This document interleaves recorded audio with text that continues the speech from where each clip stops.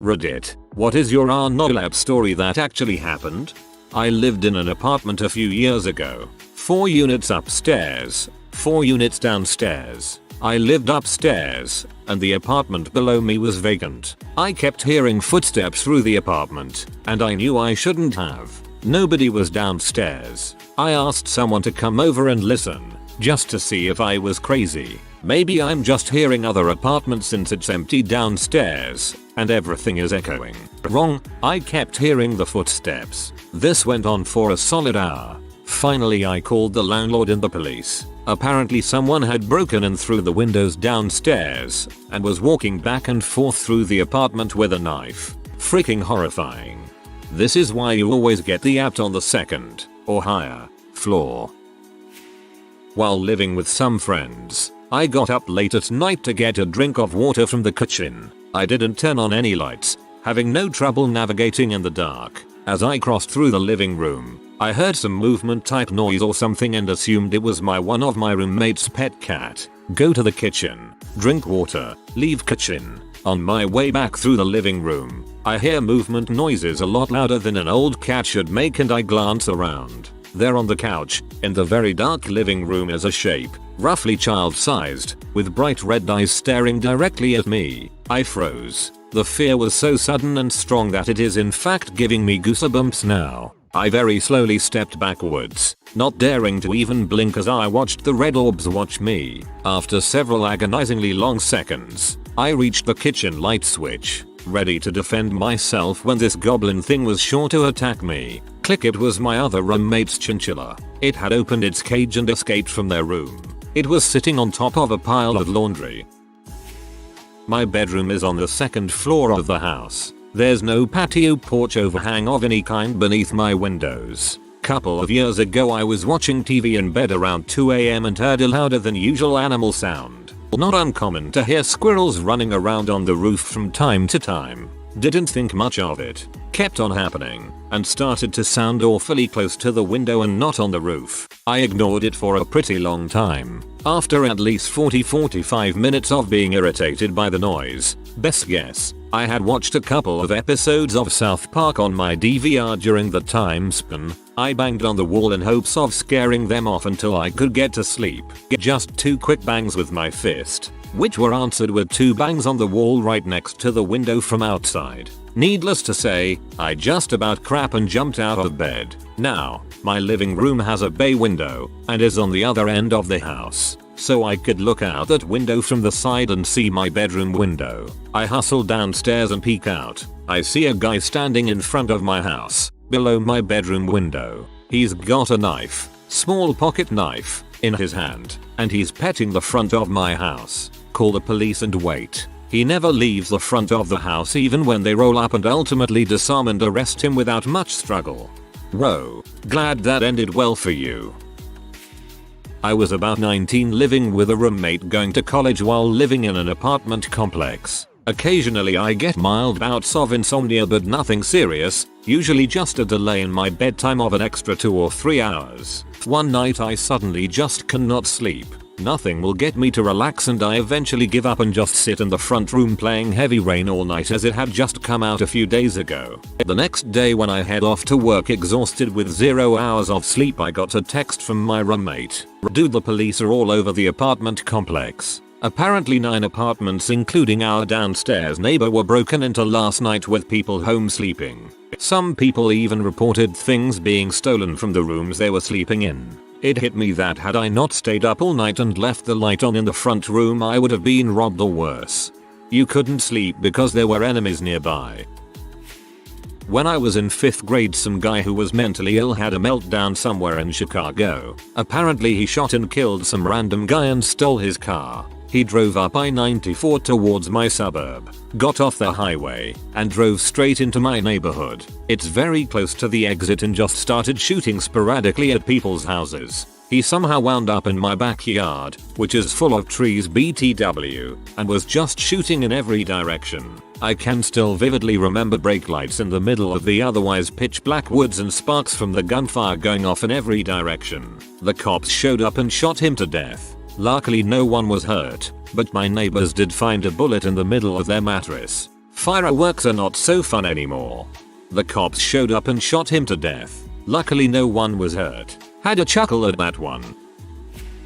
I was living in Fort Wayne for a short time, and the house I stayed in was on the outskirts of the main city, set way back on a dirt road in Farmville. The house is over 200 years old and I would routinely freak myself out because of the age, location, and my only other roommates were 2 cats. Anyways, during one of the coldest nights in January, -15°F, I heard someone frantically ringing my doorbell at 2:33 a.m., slowly approaching the door to get a glimpse of my unexpected company before they realized I could see them. Suddenly I heard them thump across the wooden, wrap-around deck leading up to the front door and make their way to the big glass side door. I heard a moan groan. I heard someone jiggle the doorknob. By this time I am calling the cops and cowering in my room with my pistol drawn.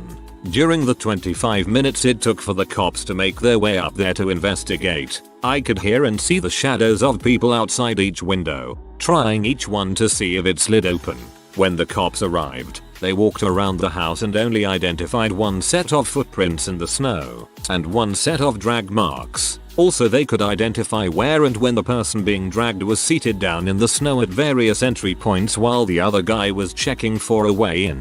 It moved shortly after, not because of the attempted entry but because Fort Wayne is a terrible place to live. TLDR. Man with man in tow tried to cuddle, laid on the couch for the next 3 hours, clutching my .357 and watching my heart attempt to exit my chest cavity.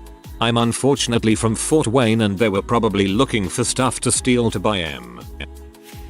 We moved into a new house a few months ago. As we were in the process of purchasing the house, the renter who was living in it died unexpectedly of natural causes in his mid-40s. He died right in the middle of the living room. Shortly after, we move into the house, and almost immediately our 2-year-old daughter starts talking about the ghost that lives in our house. Now let's be real here. She is 2 and 2-year-olds are very impressionable. Halloween had recently passed, and she had this Halloween themed picture book that she loved to read, so it's entirely possible that all this talk of ghosts was just coming from looking through that book on a regular basis. Still, she was always telling me that the ghost was in her playhouse in the basement, or that the ghost was on the stairs, or that the ghost was standing in the corner. She never seemed to be afraid of the ghost, and considered him to be her friend, so I wasn't all that concerned even if there really was a ghost haunting our house. If he's a nice and helpful ghost, it could certainly be a lot worse. I would often tell the ghost that he was welcome to stay if he wanted to, but he was also welcome to go if that would make him happier.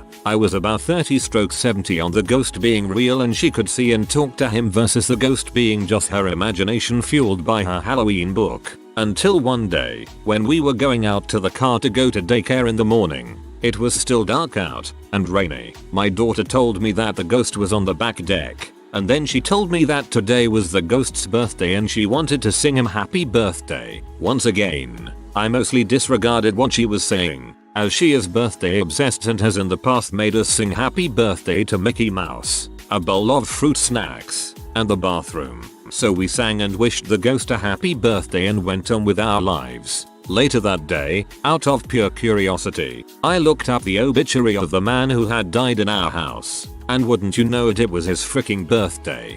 Upvote for singing happy birthday to a bowl of fruit snacks.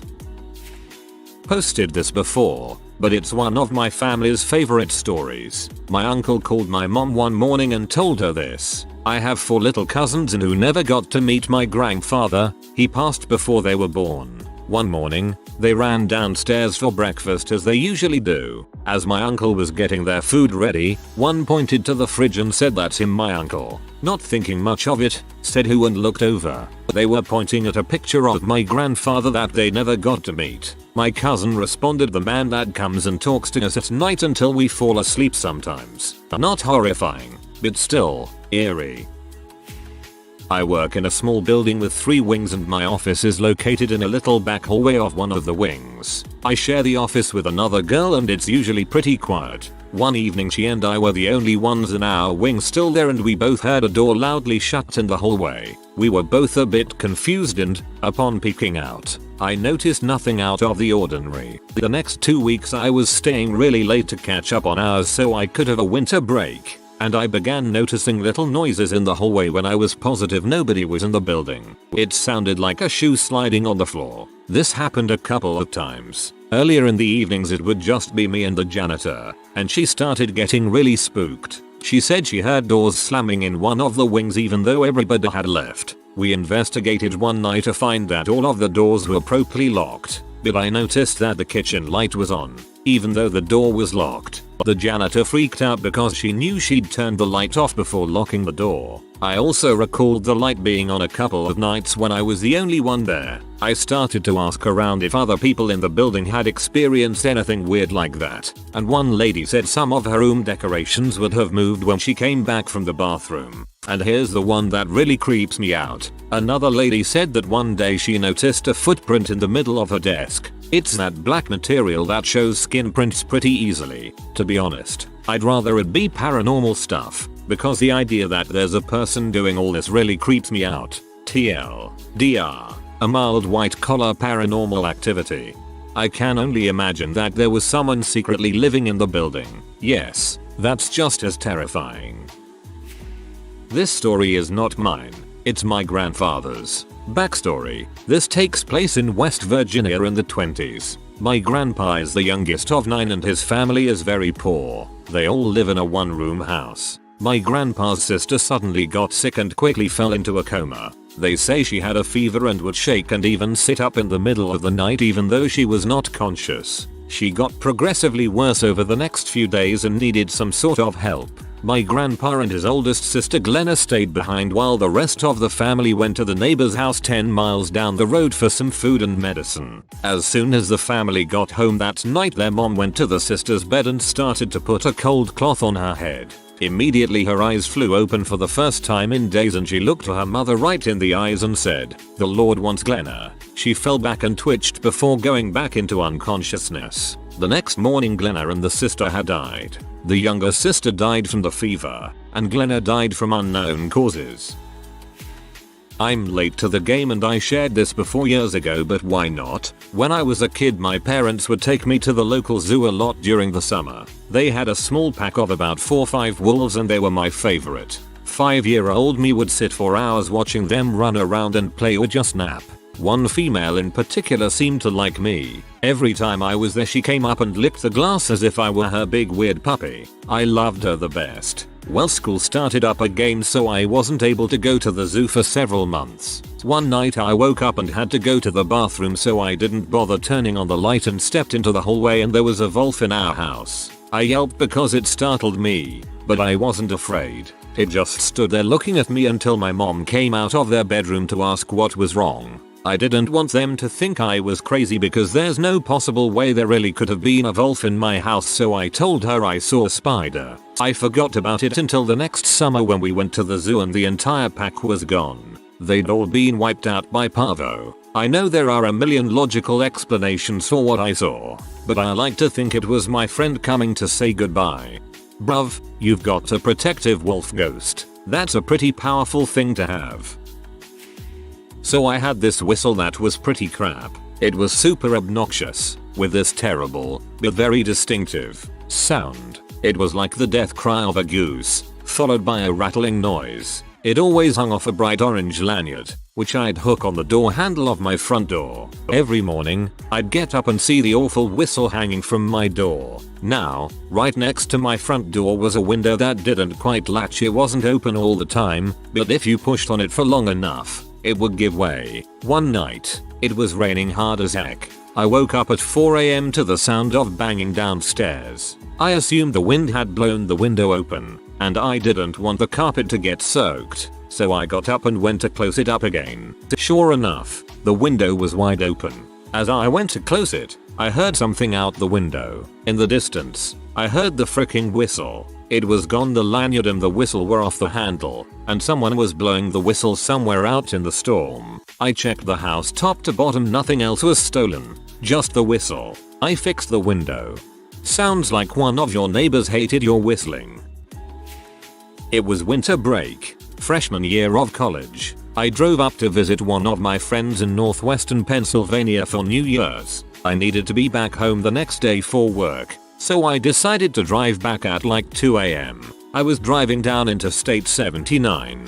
For anyone reading this from PA, it was around Grove City where this event took place, and I maybe saw 2 cars in a 60-mile span. I came up around a bend and saw what looked like a black bear in my lane, and I swerved and went off the road and crashed into the tree line next to the highway. I was in the middle of nowhere and the bear just booked it into woods. My car was freaking totaled and I knew I wasn't gonna see any cars for hours to help me out. I called 911 and they said they would come in like 20 minutes. I got out of the car and stood up on the shoulder of the highway and waited. After about 5 minutes I heard some rustling in the bushes and there it was, the freaking bear. Turns out when I went off the road I hit a cub and mama bear was pee as all heck. I booked it over to the back of the car and hopped in the trunk. Thank God I had a big Ford Expedition so the bear couldn't frick with it too much. For another half an hour the bear tried ramming the car and was trying to get at me in a frenzy. The police showed up and the sirens scared mama bear off into the woods again. It was the most terrifying experience of my life.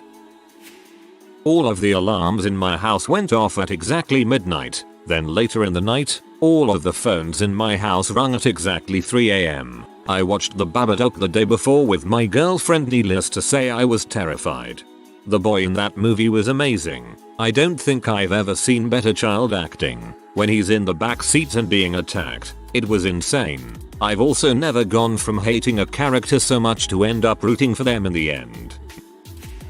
My daughter slept in the bed with me for a few years after her father and I had divorced. Probably ages 3 through 6 or so. My bed was against the wall, and she slept on the side of the wall. I slept on my side facing her, so my bathroom was to my back. We had not fallen asleep yet, but had just been laying there being quiet and still. All of a sudden, she says, "Mommy, why is there a man standing behind you?" My body turned ice cold, and it felt like all of the blood drained out of my body. I finally got up the nerve to turn over and look. There was nobody there. She had said it so seriously, but the little toot was totally joking. I have never been so scared in my life, and to this day I will not sleep with my back facing that bathroom door. This was 13 years ago.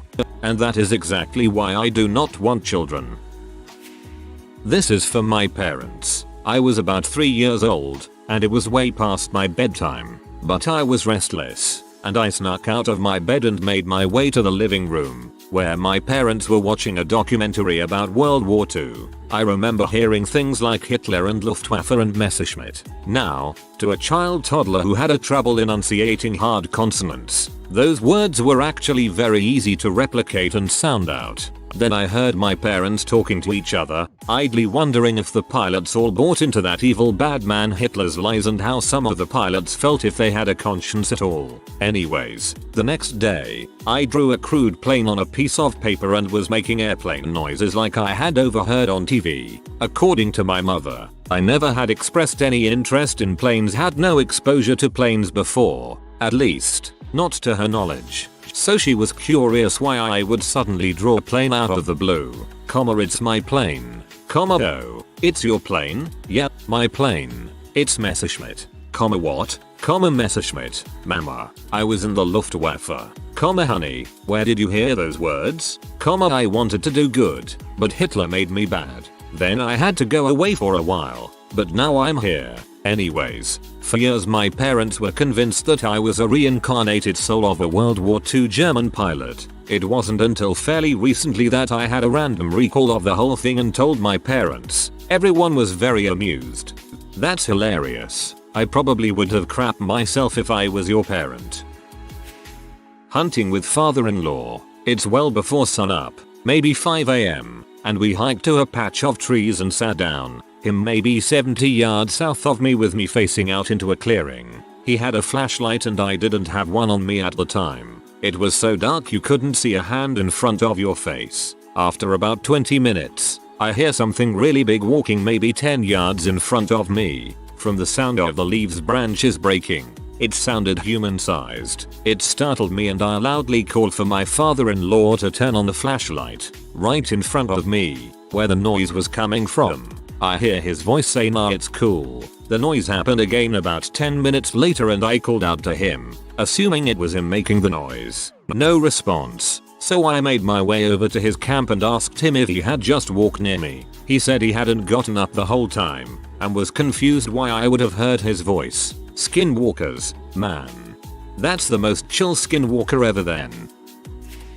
My paternal grandmother died when I was 6. I lived in NY. She lived in PA. I met her maybe twice. I was 6 years old, asleep in bed one night, and for whatever reason I woke up and walked into my parents' bedroom. My father had an easy chair in one corner for reading. I sat in the chair. On the opposite wall was my father's closet. It opened, and grandma came out and stood about 6 feet away. I just wanted to say goodbye, she said, smiled, waved, and turned back and walked back into the closet, closing the door behind her. I went back to my room. About 2 hours later, about 6 AM, the phone rings. It was a call from PA that Grandma Catherine had died in her sleep. My mother came to wake me up to tell me, and I said, I know. What do you mean? She came to say goodbye last night. She made me repeat the story 3 times, and then told me never, ever to tell my father that story, and I never did. Similar story, was in my early 20s and awoke at 4 AM to this wait at the end of my bed. My grandfather was sitting there, said my name, and then disappeared. 2 hours later I get a call that he unexpectedly passed away at 4 AM. Home from grad school during Christmas break. Sleep still fricked up from finals aka caffeine, and worse, overusages. So at 4 AM, I'm downstairs at my parents' house, reading the original Dracula, Bram Stoker's. When Dracula wants to go to England, he hops on boat. During the voyage he kills all crewmen, the last of which he lashes to the helm of the boat, the steering wheel gizmo, still steering, though dead. As the boat crashes into the coast of England, dead people don't dock for crap. Dracula changes himself into a dog. He jumps from the boat, and as he lands, a huge bolt of lightning strikes. Much thunder ensues. At that exact moment, a huge bit of thunder and lightning outside my folks' house. December thunderstorms pretty rare in Midwest, so I levitate from the couch like the lightning had hit me directly in the butt. So freaked out, and probably still a little whacked from finals, that I got a butcher knife from the kitchen and wandered all through the downstairs area. Finally going upstairs to my bedroom, with knife. No idea what I thought I was looking for. If I'd seen a dog, I probably would have stroked out then and there. This reminds me of the time I had just finished reading Pet Sematary, woke up for school early that December morning, still dark, and saw on the front porch in the fresh snow the prints of a small child and a cat. Although I knew it was probably from a barn cat and the neighbor boy that catches the bus at our house, it's still frightening the things that books can do to your mind. Years ago, around Halloween, my family had gathered to watch scary movies. My mom loved these shows. My dad didn't care much for them, so he would get up every few minutes to work on something or other. We had started watching Hitchcock's The Birds, and it was getting late, probably close to midnight, and it was getting cold. Not just the late October chill of the foothills we lived it, the house was getting cold. At first my mom just asked my dad to turn up the thermostat, but after a couple minutes of the furnace running in the house not warming up, he realized he'd need to go check the furnace. He grabbed a lighter and headed downstairs. A minute later, we hear him shout for us. "You have to come see this," he says with something that sounds part excitement, part nervousness in his voice. We get down there to see him shining a flashlight into the furnace. Peering in, first we just noticed the pilot light was indeed out, then we saw the reason. A dead bird, something about the size of the palm of my hand, maybe a sparrow, had flown into the furnace from outside and put the flame out. I posted my story over in our Humanoid Encounters. In 1993, our family lived in a small town called Ritzville, Washington. I was 5 years old at the time, and what I experienced has left me thinking about it every single night for the past 22 years. I shared a room and bunk bed with my little brother. The room had a small, fairly deep closet located a few feet from the foot of the bunk bed. Located on the wall was a small vent that at night, when the living room light was on, would shine through, giving my room a slight ambient glow.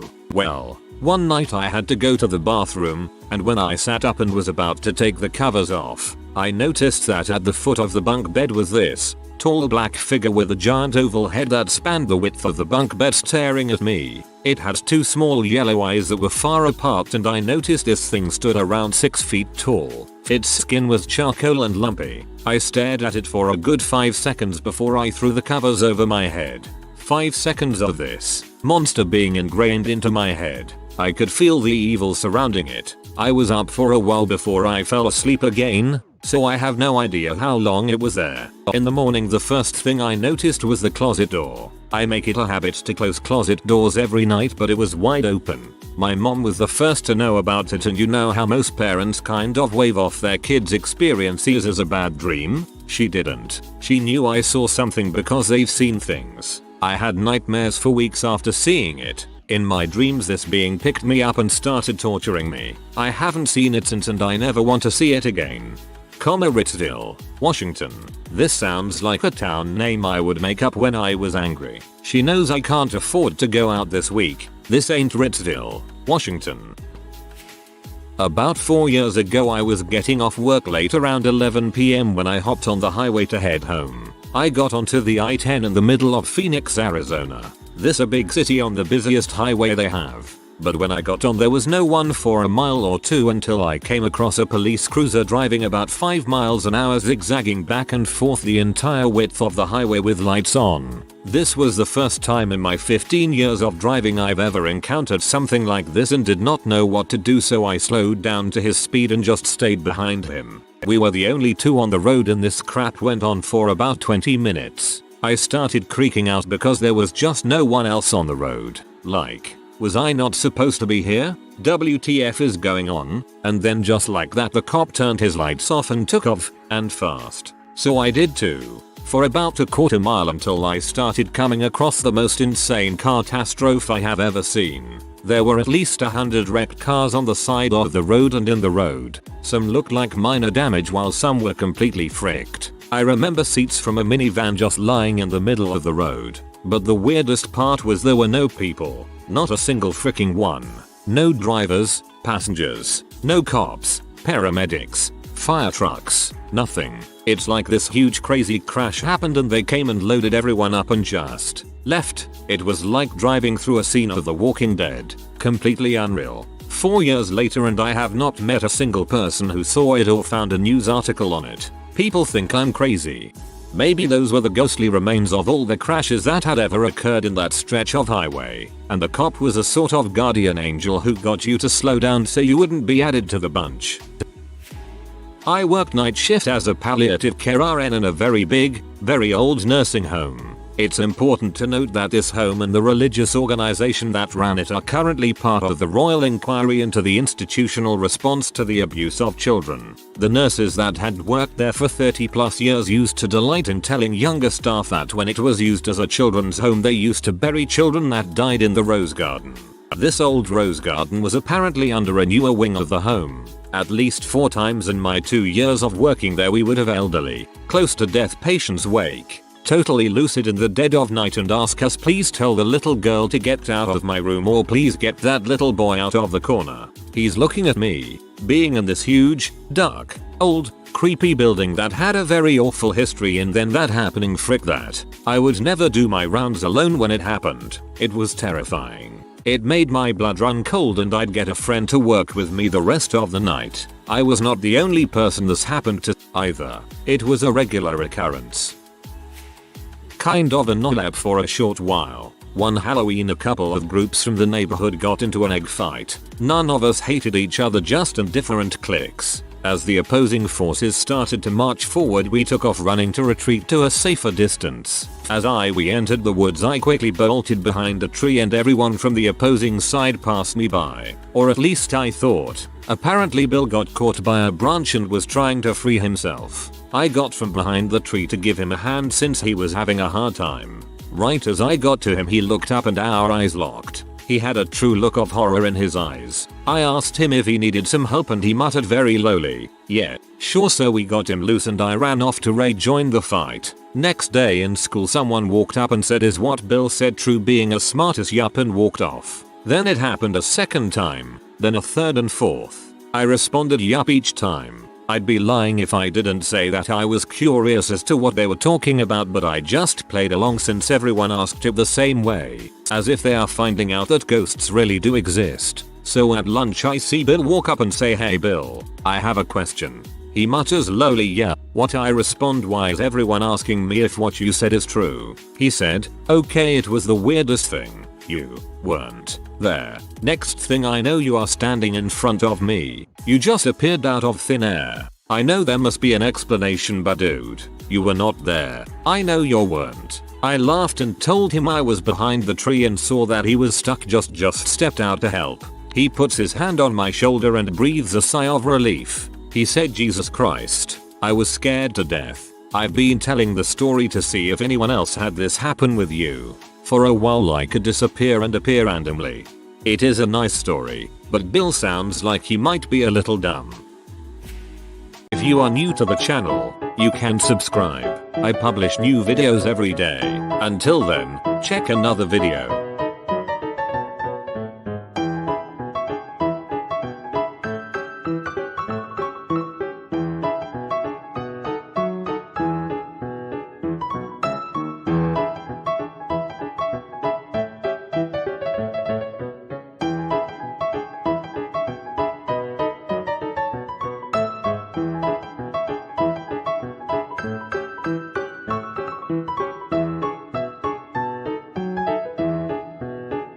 Bye for now.